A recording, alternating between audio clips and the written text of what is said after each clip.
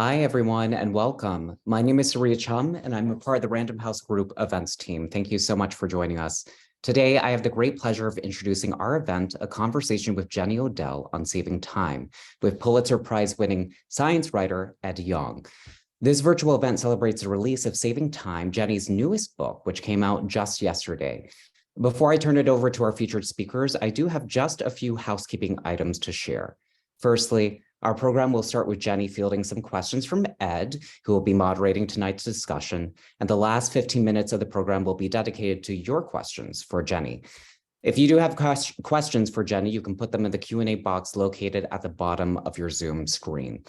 When we open up the floor to audience questions, Ed is glad to help speak aloud your questions to Jenny. And now a bit on our featured speakers. Ed Yong is a Pulitzer Prize-winning science writer who's the author of 2 New York Times bestsellers, An Immense World and I Contain Multitudes.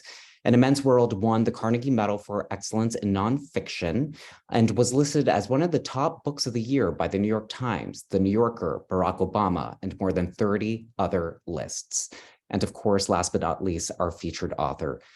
Jenny Odell is a multidisciplinary artist and author. Her first book was the New York Times bestseller, How to Do Nothing, Resisting the Attention Economy. Her writing has appeared in The Atlantic, the New York Times, Sierra Magazine, and more. And without further ado, I am so pleased now to turn it over to Jenny and Ed. Welcome, Jenny and Ed. Hello. Hi. Well, thank you to everyone for joining us tonight. I could not be more excited about this event. Jenny, happy publication day. Thank you. Your book is just spectacular. For anyone else who hasn't got their hands on a physical copy of it yet, I've blurbed it in the back and described it as one of the most important pieces of nonfiction I've read in my life. And I strongly feel that. For me, I read an early copy several months ago, and it sort of arrived like this fully formed angel at like this perfect moment in my life when I needed to be reading a book about exactly this topic. So I hope that everyone reads it. I hope that it is as revelatory and illuminating for everyone else as it was for me. I only feel intense gratitude towards Jenny for having written it. And I guess just to begin with, I always love to start by talking about origins, and I'd love to know how this book came about. What was the genesis of Saving Time?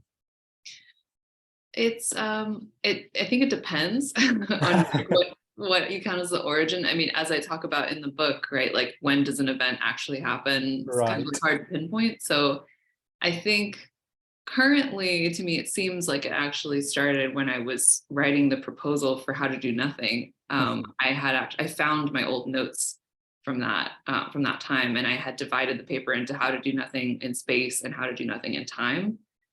And then I obviously didn't go with that structure, and I think it ended up focusing a lot more on space, of those two, because of the emphasis on bioregionalism. So, in a way, like, maybe it was just kind of like this seed that was like put off to the side and didn't really like grow until later. It definitely was encouraged maybe again after How to Do Nothing came out, and I heard from a lot of folks who had read the book that time was kind of a big obstacle for them in terms of putting into practice or imagining putting into practice the things in How to Do Nothing.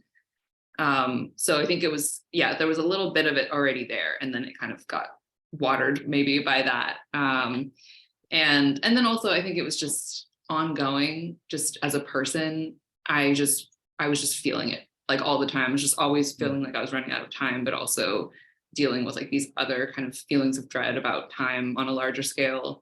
So that's it's a bit hard to find the one point, but it was somewhere in there. I think that's actually a sort of perfect segue into one of the concepts you introduced quite early on about the difference between Chronos and Kairos, like these two very different conceptions, ways of thinking about time. I was wondering if you could say a little bit more about that and sort of explain it for the listeners here, because I think it provides a really useful starting place for thinking about how we're actually thinking about the notion of time as an entity. Yeah. So Chronos and Kairos are two Greek terms for time. And I think it's interesting that this distinction has been helpful to, I think, a lot of people thinking about climate is what I came across. and it's been helpful for me in that regard. But Chronos would be like, my description of it is sort of like the linear uniform time that sort of plods forward, and it has an air, to me, of the two, it has an air of inevitability about it. It's just, yeah, it's the timeline, it's the linear timeline. Kairos is the sort of like, I think of more as like the timing or seizing the time, like that there's a time for action. It's like a dynamic moment. And so those are obviously two very different ways of feeling or understanding time. And you can see why one would be very, very helpful for thinking about something like climate dread. Because if you're in Chronos, like all you can see is sort of like, you see an endpoint and everything is just kind of marching towards that, versus Kairos is like every moment has a possibility of some action, some unimagined action in it. And that was always true in the past, and will always be true in the future. Yeah, and I think the one thing I find so interesting about that distinction is that the idea of Chronos feels so much more familiar, both like I think conceptually and linguistically. You know, the root is so synonymous with the way we think of time, with things like chronology, and I think one of the real strengths and perhaps one of the key challenges of writing the book was that you're really asking readers to reconsider things that seem like such fixed and immovable parts of our lives, that like questioning them almost feels like weird and almost absurd. You know, the idea of like that we chunk time into equal units, that we have things like clocks and calendars, that we talk about time as money, time as a sort of linear march. It's all so baked into our everyday reality that it's a very jarring thing to be told it didn't have to be like that, and for large chunks of time it actually wasn't. I guess I was hoping you could talk both about that and also about the sort of challenge of writing a book that tries to push against these things that feel so familiar to us. Yeah, I mean, you might remember in the middle of, I think, chapter 4, there's a graph of sundial time that's mapped against standard clock time. And I talk about how even in that graph, they're not exactly equal, because one is being described in the terms of the other, like the clock hours are still the given grounds of comparison. And that like, I'm trying to like flip them in my head, like sort of bring one into the foreground and really feel and take seriously this otherwise abstract idea that, you know, time is squishy, or like time is not, you know, bound by the clock. And I think it's this weird paradox to me, where on the one hand, that feels like the hardest thing to do. I mean, I know why. It's because we live in clock time. Like we all live in clock time, right? I was living in clock time when I wrote the book. That's how we coordinate our activities. But on the other hand, like, you know, in that chapter, I'm describing this, you know, this very rocky beach in Pescadero in California. And I'm just kind of like, look at the rocks, like, just look at them, you know, like, and I'm sort of like pointing at them like that is time, you know, like so it's like, it is hard to sort of flip it. But on the other hand, it's so immediate and so material, and it's actually very intuitive. Like if you pay attention to it in a certain way. I always think about this, it's not in the book, but I always think about this experience that I had hiking in the East Bay, like in a botanic preserve that I was very familiar with. And the Douglas iris flowers came up early one year. And I was looking at them thinking like, oh, that's so odd. It's only like whatever month it was, like February. And then I just realized that like they don't have February. The Douglas iris does not know February. Like to the Douglas iris, like water and temperature and, you know, other environmental factors are time. And like, that is just true, you know? So it's like, it's strange, because it's like, on the one hand, it feels hard to grasp. On the other hand, it's like right in front of you all the time. Yeah, I think it's a very clever technique that you use in the book, where every chapter in this book that is about time is also about space. Like every chapter is anchored to a specific location.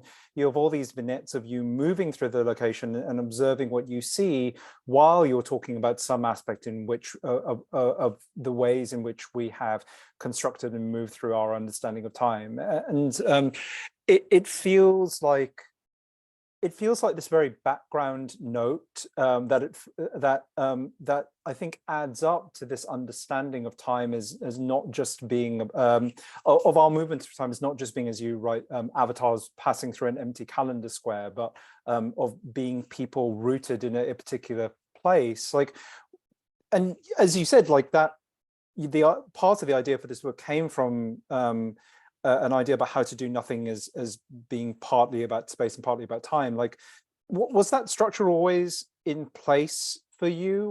Was that there in this book right from the start? You mean like the placing the chapters in the locations? Yeah. That actually, no, that came partway through. I think the chapters I had in the same order. I was writing them in the same order. Roughly, but I don't remember when this happened. But I was definitely a couple chapters in, and I had like a series of experiences that made me get very interested in like place stories where different parts were mapped to different places. One was just playing Legend of Zelda, Breath of the Wild. I wasn't allowed to play video games growing up, so that was kind of like the first real video game that I played through, and my mind was blown. And as anyone who's played Zelda knows, like there is a story, but the way you experience that story depends on where you go, like the order of things that occur. Certain things will only happen in certain places. And I was really struck also by the visual foreshadowing in that game, because there's a landscape. So you might be doing one thing and you could actually see, like, you could see your future in the distance in the landscape, like, you know that you're going to go over there and do that thing. And then I also around the same time happened to go on a really long, amazing walk with one of my friends, who's actually the partner of the person who gives me the lettuce part of the book, where like I have to take lettuce for her to have more lettuce. But he and I went on this really long walk around this town in the mountains, and afterward I realized that I could remember everything that we talked about if I went on the walk in my head. And of course, like many, so many cultures have like used this tool, like, it's a memory device, right? Like if you put things in places, it will be much easier to remember that story even without having written it down. So I don't know, I got really excited about that, and I really didn't know if it was going to work. Like I was like, I'm just going to try this and see what happens, because it's very different from the last book. But it ended up being one of my favorite things to do because it was different. Like I don't want to do the same thing over and over again. So I really liked adding that aspect. And then what I didn't really expect when I added that was that as I went to these places, physically, to, like gather these details that I wanted to share. And I think in those sections, like you can really see, or I'm trying to make it evident that the ideas that I'm talking about, some of which might seem abstract, or they're, from like a philosopher or a theorist or something like that, or they feel historical, that actually the evidence of those things or those ideas are very concretely present. Like you can sort of look around in the built environment in these places or the natural environment and just see them for yourself. So it's kind of like, I see it also as like almost like evidence that's kind of like backing up the things that are in that chapter. Expound on one of those examples a bit more. I mean, I think that the connection here really struck me in the chapter where the place you visit is a beach, and you're sort of ruminating on the like the huge amount of time that is encoded within each of the rocks that you're seeing, the flow of the tides, like all of that. I think that was the moment where I really understood the points you were making about trying to anchor our sense of time, which has become so abstract and decontextualized, into a sense of place, a sense of the land, in the way that a lot of indigenous communities do. Can you say a little bit more about that? You really talked a little bit about this idea of like, time in the rocks, but it seems like a really core part of the thesis of the book. Yeah, definitely. I mean, that chapter is literally called Putting Time Back in Its Place. So it's really like from the beginning of, trying to make that very clear. And the beach that I visit, it's very geologically interesting beach. All of the layers have been kind of tilted upward. And so as I mentioned in the book, like the time basically runs sideways across the beach. Like as you walk across it, you're going over these layers. And then at the same time, you're seeing these pebbles that are, like part of the sea, like ancient seafloor, but you also know that they're going to be future sand. And so I think that's like one of those moments of kind of trying to mimic direct observation and like really considering what those rocks are and what they represent. And that chapter, like relying on Indigenous scholars was like very important for me, obviously. And I think it's Daniel Wildcat who says, like he sort of wonders aloud what would happen if we could see the personalities of our places. And obviously it's very easy to do that in a place like a rocky beach, not so easy to do in other places, but I do think that there's something really enchanting to me about, in the same way that no moment is the same as any other moment, no place is the same as any other place. Like it really does, there are sort of things, for example, that can only grow there and will not grow somewhere else, or things that will only happen there. And there's like, to me, that is so much a source of meaning when you oppose it to like this idea that that you could have anything, anytime, anywhere in the world, Right. And as you say, like a lot of the way we think about time, a lot of like time management culture and all the like really does treat time as if it was a totally abstract thing that is sort of equal for everyone, that like can be broken down into these buckets or into these little units that are just the same. And I think, as you repeatedly point out in the book, they are not the same. They are profoundly influenced by our circumstances, the context in which we live, and it's such a lie that we have sort of abstracted time in this way.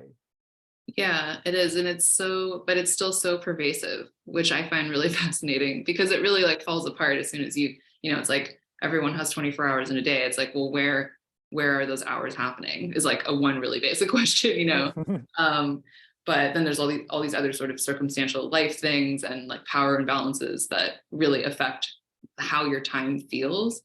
And I think like something that I was really trying to do overall in the book, but especially in that chapter about the chapter 2 about time management, is like move from that like generally quantitative sense of like I like having more or less time, or like in terms of like minutes or hours, I guess, like and move more towards like a qualitative understanding of time. Because I think a lot of times when people say I don't have enough time or I never have enough time, what that really means is I don't have control over my time.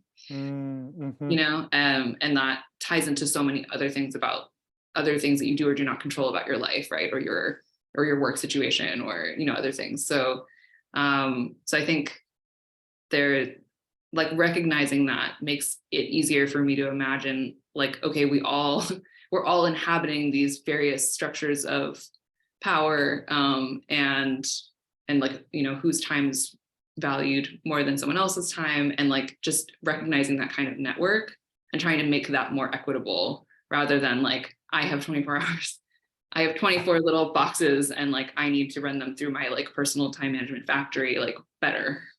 And that's how I get ahead.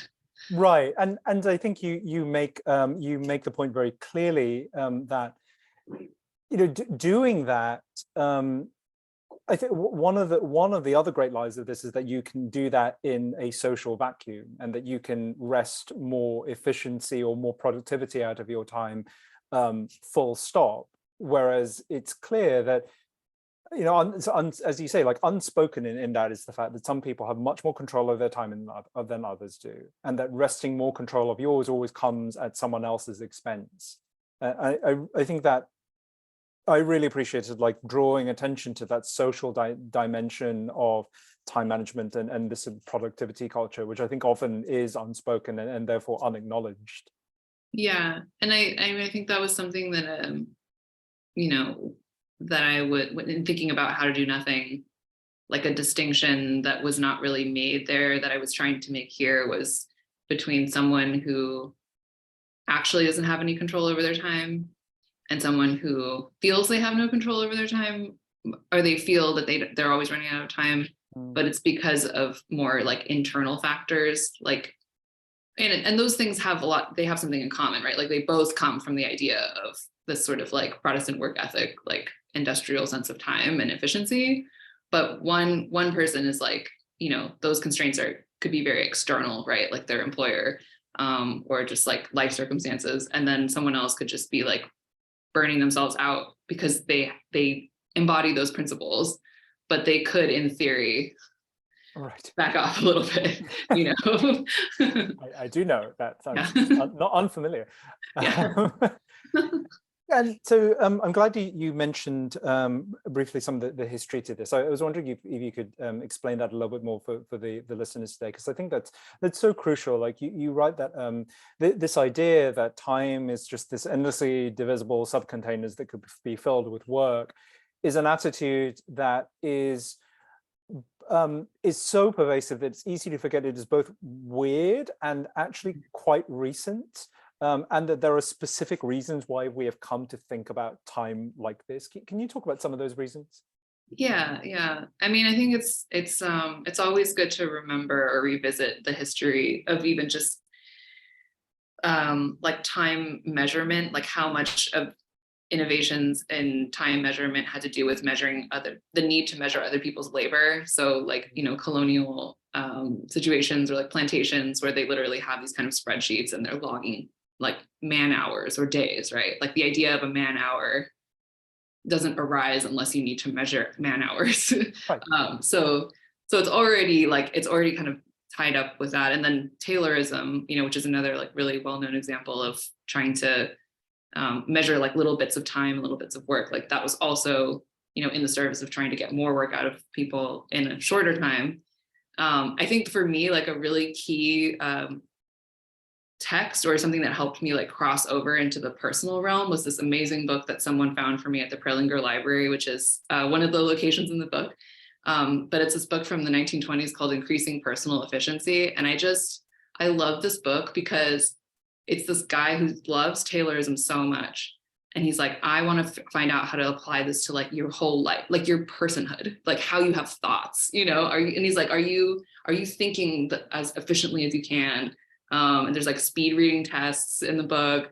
There's a part where he says like, when you're on a train, you shouldn't look out the window. For some reason, that's inefficient. I don't know why. And if you should look at other passengers and that will count as minutes of sleep or something, like you can subtract that from your sleep. It's just very strange. And I think those kinds of documents are so important to look at. I mean, they're really entertaining, right? But also like, because like you said, it's weird, right? Like, and in those documents, you can see how weird it is. And that's why it's funny, but to just see like, okay, someone literally is trying to take this thing from a factory and apply it to yourself and your life. And then like in that chapter, I kind of draw a connection between that and like productivity bros, as I call them, right. Who make like, videos about crushing your morning routine, because that language is just very alive and well. And like, that's kind of part of the lineage of it. But I think I sort of delight in like finding those little pieces of the history of things that we take for granted, just because it really like loosens things up very quickly. Oh, totally. I mean, I feel like reading those bits was super compelling in the same way that like a horror movie is incredibly compelling. Like it's almost the flip of what some of the book is doing, which is you're pointing at things that we are so familiar that we've totally taken for granted, and we assume that they've always been this way. And you're saying, actually, no, quite recent. But then like this category of thought and behavior, I think it's very easy to think of like productivity bros as like a very recent and kind of laughable like an obscure thing, and actually like reading these documents and learning that no, they've been here all this time, and like actually pretty mainstream, not real, like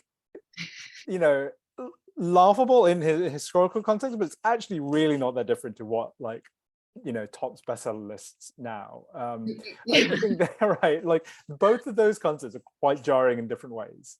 Yeah, definitely. I mean, I was looking at issues of Physical Culture for that chapter, which was like a bodybuilding sort of eugenics magazine that had a really long run in like the early 20th century. And yeah, I would like look at the articles and it just sounded like life and financial advice that you would get now, or that you would see online now. Like it's like, and then at the same time, it's so the values of it are so bald. Like I have that quote where they're talking about how like your genes are literally workers. And then it's describing what all the workers do. Like it's work all the way down. Yeah. Yeah. Like there is sort of a moment, I think, when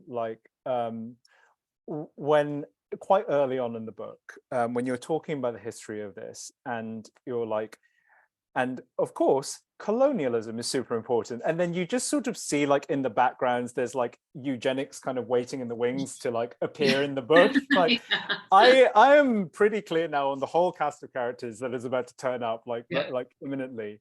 And I think like the point about colonialism is fascinating. I think there's an absolute killer line that you write somewhere in about how clocks were used as tools of domination.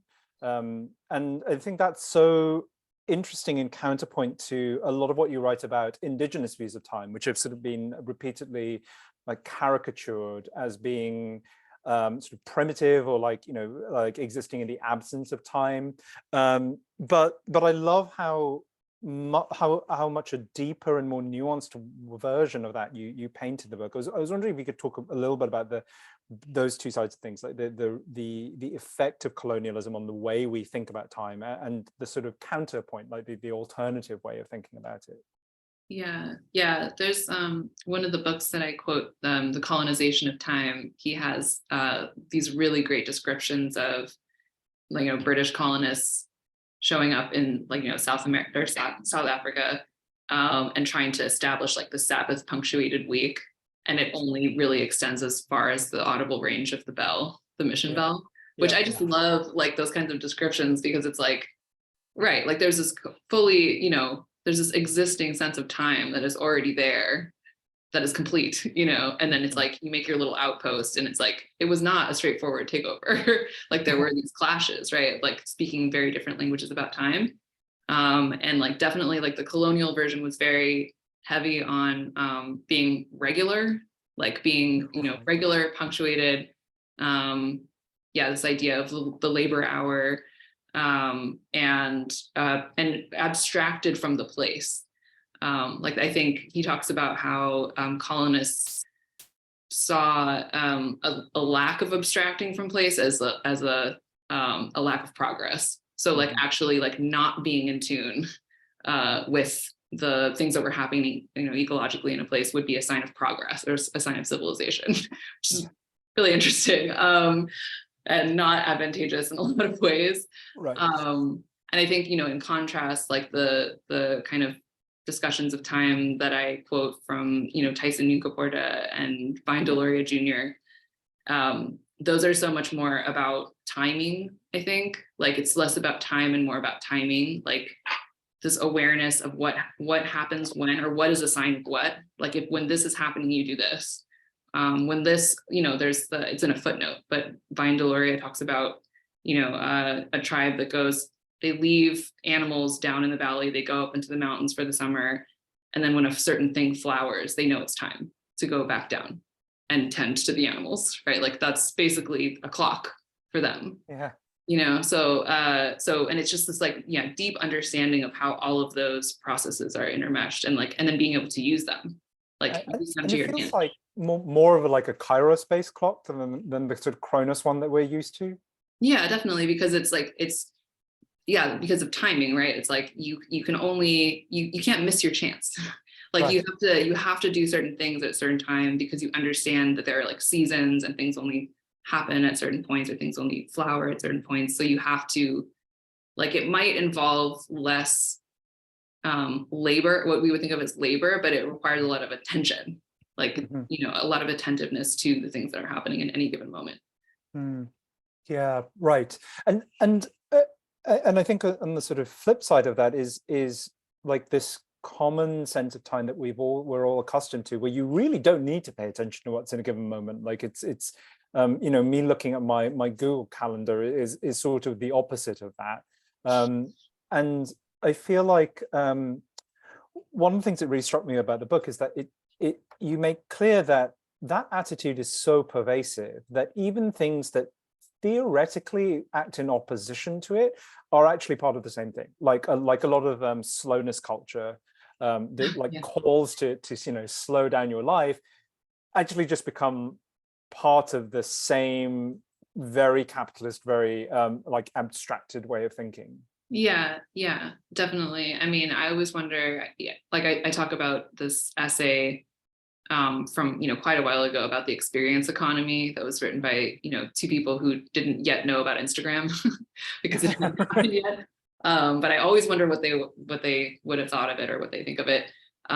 Because, you know, not to solely blame Instagram, but I think Instagram is a place where you can see how easily commodified any sort of experience or period of time is. And as I mentioned, like I have a special distaste for that because I worked in an amusement park for 2 summers as a caricature artist, and you get to see my employee ID in the book. But you know, working in a theme park, it was literally full of facades, and I would see the back of when I left the park.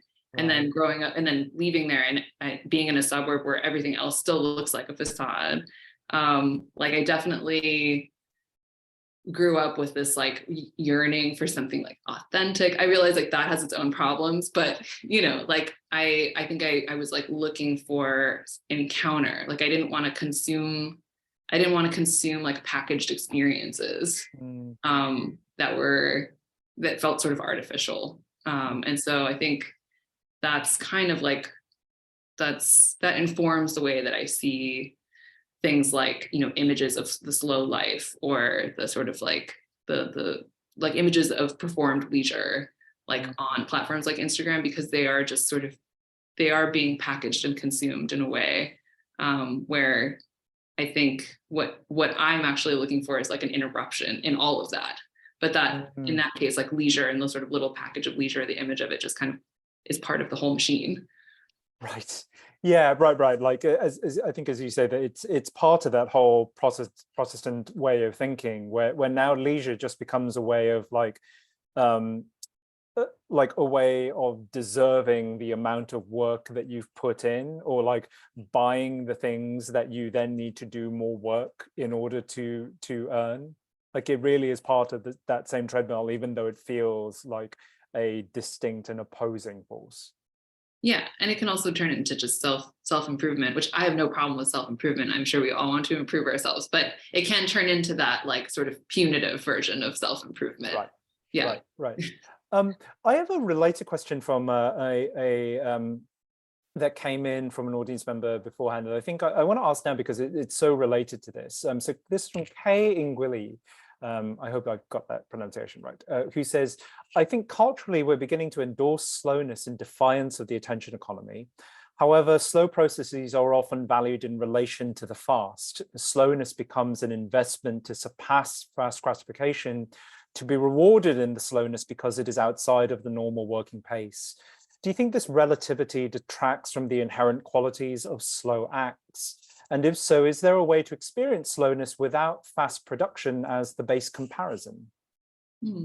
Yeah, like would it lose its sort of, I mean, it's a little bit similar to what I mentioned later on in that chapter of just the category of leisure at all. Like leisure time only makes sense if you have work time. Right. Like so similarly, right? It's like, is there like, do you have leisure time in a post-work society?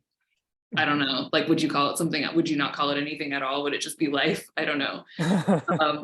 But yeah, it does seem like a lot of, especially the sort of aesthetics, I think, of like the slow life do seem like they're very much in contradistinction to like the pace of work that we are used to. I think that, I mean, this isn't really answering the question, but I later on in the book kind of advocate for these like moments of encounter that I don't really describe as like fast or slow. Like they're but they are interruptions. And it could feel slow, it could not, but it's like it sort of is an expansive moment in that you are sort of taken out of maybe the context that you've been, like the very personal, like narrow context that you've been living in all day. I mean, this happens to me when I'm like shocked by a bird. Like this happens regularly.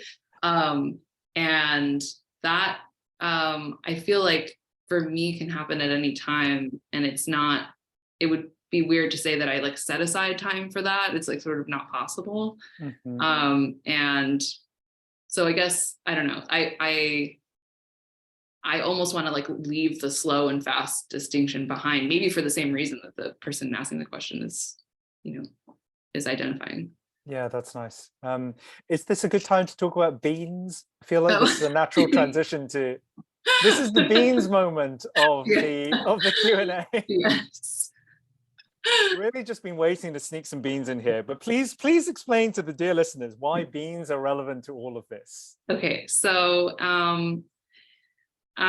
one of the things that I mentioned in the book is a friend of mine who was planting some beans in her garden when I was visiting her, and telling me that she got them 20 years ago. She has no idea where she got them. She grew them. She gave them to her friends. The friends loved them, couldn't find them anywhere either. And then she would have been sort of out of luck, except that some of them grew them to maturity and they gave them back to her. And so there's this ongoing exchange. The beans have also been spreading across the country. And she's telling me this like as she's planning the descendants of these beans. And so she and I were kind of like thinking about these beans and how like whatever interaction that was that she had with her friends was not a zero-sum game. Like the thing that they gave back to her was not the thing that she gave them. Not quite. And so we were just thinking about that and the fact that a bean contains a long history, obviously, like, her beans that she was planting came from this line of beans, but also it's a seed. So it contains the possibility of future beans. So I write about having this like epiphany because she gave me some beans. But also I was like, this was during the pandemic and we had like stocked up on a lot of beans. And I was just kind of like staring at them like on the shelf, like, what are those? Right. That, like, I think before that I just saw like food or like things I bought at the store. But yeah, as I mentioned, like I Googled, can you grow store-bought beans? And like, sometimes you can, is like the answer. And so, yeah, that's hence my like unofficial slogan, time is not money, time is beans. Time is beans. I love it. I also love that this story, this beautiful metaphor and way of thinking, also ties into some of the themes you raised throughout the book and earlier in this chat. About trying to balance both individual everyday time with like epic, almost apocalyptic time. So much of the thinking in the book appears to be influenced by big existential crises, like climate change, the biodiversity crisis, the pandemic, very notably. Can you say more about that? About how these kinds of grand problems and the timescales they imply factored into your thinking about the book? Yeah. I mean, it was interesting because I started writing the proposal before the pandemic, so I didn't expect that piece to be a part of it, but obviously it ended up influencing it a lot, and maybe made it more of an immediate problem to try to like tie these things together. Yeah. But yeah, I think I was feeling before I started like there was some like part of the pain of just like being alive right now was not being able to square certain things. So like I'm running out of time and I'm working really hard, but then like there's this other like the feeling like the world is ending, and like I'm supposed to just sit with those two. I'm supposed to live in the space between those. Like there's no way to kind of like put them together. Like I talk about that day in the Bay Area where the sky was red, from the smoke, from the wildfires, and how like I just like did my work. Like I was like doing class prep and I could see my neighbor across the street with her laptop on. And the reason I could see it was because it was so dark outside, you know? And it was just like, it felt so undignified to just like sit there and work. Like, I'm on my work time. Like this guy is right outside. And so I think like a lot of the effort in this book was like trying to like take those two things, and they feel like this, and like trace like the roots and like find the thing that they have in common. And then once you've done that, it's sort of like easier to tie your experience into what is happening. It doesn't make it less painful, but it has, for me, it sort of like helped me accept that like I live in the time that I live in, you know. And it's like I do have a choice about how to respond to that. And I want to respond in a way that's like not paralysis.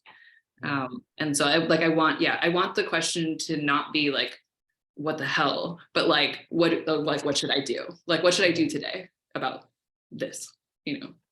And I want to go back to that question in a little bit, probably at the start of the official Q&A, because a few listeners have asked about that. But I think the last thing I wanted to ask about was just this finding space for hope in the midst all of this existential angst and despair. I think one thing that you do so effectively in the book is to sort of provide a rallying cry against nihilism.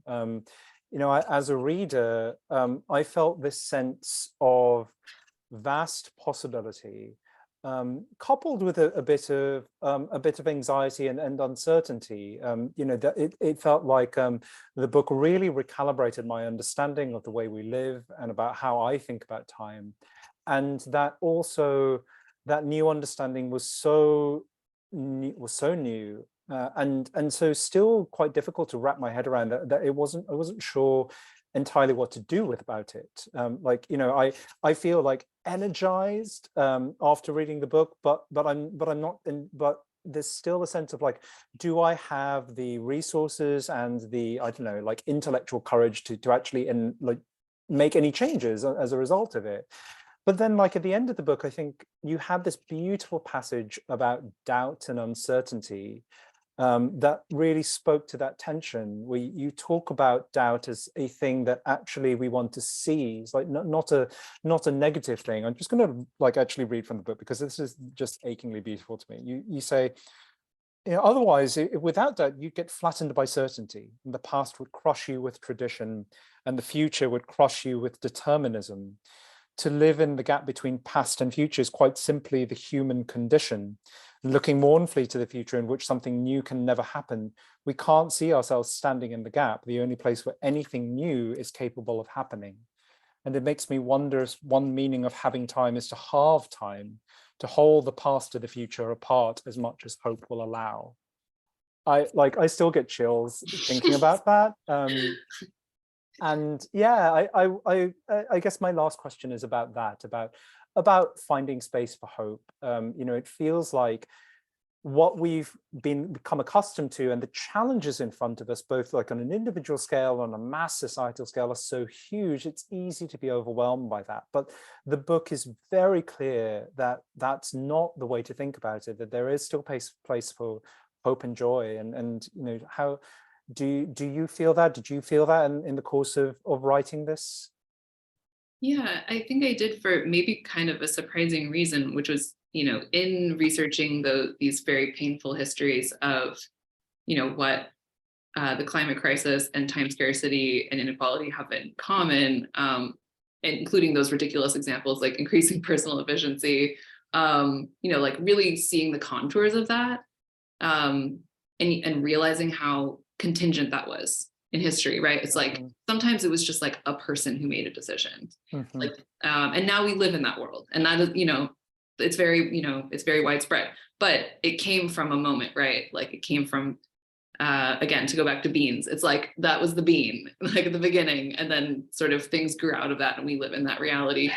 And I think seeing the contingency of that made it easier for me to imagine contingency in the present. To see that, because because history always gets written a certain way. And it feels very closed book. And I think like going back and like opening the books or opening other books, and seeing all of the other ways that it could have gone was just like a really good reminder to me of the space that I'm in. Like there's actually not as much given about this time than I've been led to believe. But it does rest so much on belief, right? Like you have to believe that there is, you have to see the possibility there. Yeah, that's beautiful. So, okay, I'm going to start going to some listener questions. And this one I think is actually directly related to what you just said. So Diane Rawlins asks, how can I honor the urgency I feel to be of service in the face of so much human and more than human suffering, while also changing my attachment to productivity on a day-to-day basis? Yeah, I think, I mean, that's always a difficult question and a really hard balance to strike. I think I've been trying to think of things lately in terms of like think of like foreground relationships over sort of individual entities. So I like think a lot about, an individual's relationship to other people, other networks, a place, and wanting those relationships to be healthy, like to be flourishing. And I think like that, if you kind of keep that as your metric, right? I don't want to use the word metric, but if you think about that, right, and you make that kind of your goal, like what balance of these things makes for a healthy relationship between me and the situation that I'm trying to help, right? Like obviously you burning yourself out, that is like not that's not a like a sustainable or like a flourishing relationship. So like trying, like maybe thinking about it less as like you with your time and that situation with its time, and trying to think about like the relationship between the two and how can that channel like stay open for a long time in a sustainable way. Yeah, that's great. And I guess also a little related to this, you touched on earlier about how not everyone, time is not equal for everyone. And this question from Heather Beckius speaks to that, which is how can those who must work long hours to pay the bills restructure their thinking about time in a way that may be different from those lucky enough to enjoy long stretches of free time due to financial stability? Yeah, I think like regardless of what someone in that situation does, it would probably have to be some kind of, movement towards a collective power, because because the characteristic of that is that you don't have individual power, right? Like you don't have control over your schedule, or you don't have control over your time even outside of work. I thought it was very interesting. The woman that I interview from the Working Moms Facebook group, I was interviewing her about whether or not this kind of classic time management literature worked for her. And she obliged me by saying that it really didn't. But she also mentioned that she was thinking about getting 6 other moms together, and they would each make dinner for each other one night of the week. And I thought that was just like, and it was just intuitive for her, right? She was like, I don't have time. I don't have control over my time. And like these books that are telling me to like better control my time are not helping me. Like what would actually help me is to have this be distributed, right? Like to have support. And so I think like you see the same thing with just, like unions, right? It's like, that's the whole point of a union. It's like, if you don't, like individually, those people are not going to have power or control over their time. That needs to like move into the stage of being something like a collective structure. So I would say like at the very, very least, someone in that situation should certainly not be like guilting themselves about, like that they're not using their time correctly. Yeah, right. And I think you also write about how the solution to this has to be collective, like not just in the sort of individual scale as in that example of people coming up with like a solution to the problem of not having enough time to make dinner, But it also needs to be collective and on a broader scale too. Right, exactly. Yeah.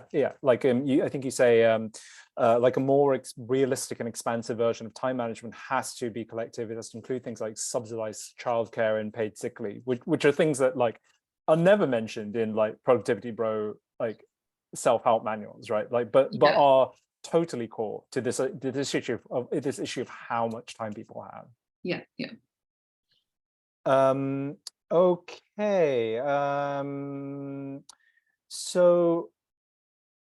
So I guess on that, we have a few questions from several listeners about like I guess how all of this applies to parents, like those raising kids. What Christy Kremers writes, any recommendations for new parents where time seems to be slow and fast at once? Lindsay Sabick asks, for those raising kids, what are things, small and large, we can do with or for them to help them develop and retain their own sense and experience of time? Do you have any thoughts on that? Yeah, I mean, I don't have children, but in the last 3 years, I know so many 3-year-olds. So basically all of my friends had babies 3 years ago. And one of them is actually quoted at length at the end of the book, talking about that kind of like right after her son was born, and the sort of the way time felt. And the way that she describes it, it's so it's very physical. It's very embodied. It's so at odds with the clock. And it obviously was difficult for her, but she also talks about it with like nostalgia, that it was like this time where she could really be attuned to this other kind of rhythm. And that she's kind of always been looking for that, like in other situations ever since.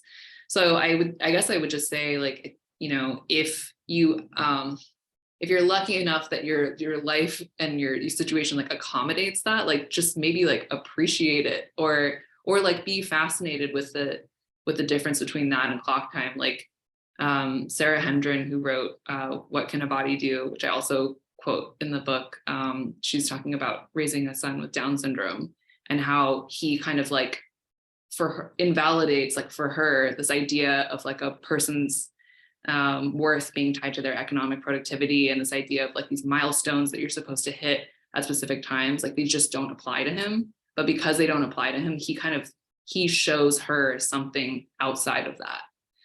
He shows her a different way of being. So I mean, I think similarly you can sort of like consider it a gift, right? And I speaking from my memory of my own childhood, I think something that I really appreciate that my parents did was that they left me alone a lot. And I just don't, my memories of time as a child, they didn't, I don't remember ever feeling sort of like constricted or like hurried. Like they would just kind of like, I would get really into some, I'd make these like elaborate drawings that would be like coloring them in for hours. Like nobody bothered me. And it was just, I don't know, like I think that is obviously like probably a challenge for a lot of reasons, because you have to like go places and do stuff. But I think like maybe just like trying as much as possible to let like these things and processes and like curiosities just play out. Yeah, that's great. So changing the subject completely, and I'm going to be a little cheeky and sort of bounce off this question into a different one. But so Bastian says in the chat, do you talk about quantum physics as it relates to time in the book? Everything I've learned about it feels like it supports the idea of time being squishy. And like, spoiler alert, yes, I remember a bit about quantum physics. I think what this sort of also makes me think is just the amount of scholarship in the book is truly extraordinary. Like it takes in so many areas of just weaves so many different kinds of intellectual threads together. And like your sources include like Marx and Aristotle, and also The Simpsons and Beavis and Butthead, and a Goodreads review at one point. Like, can you just say more about like the kind of almost polymathic work that must surely have gone into creating this book?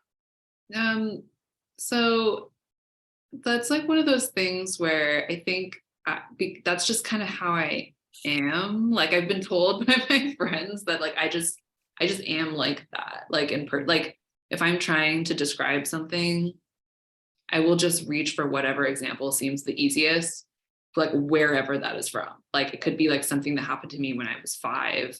It could be like a paper, like an academic paper that I read the week before.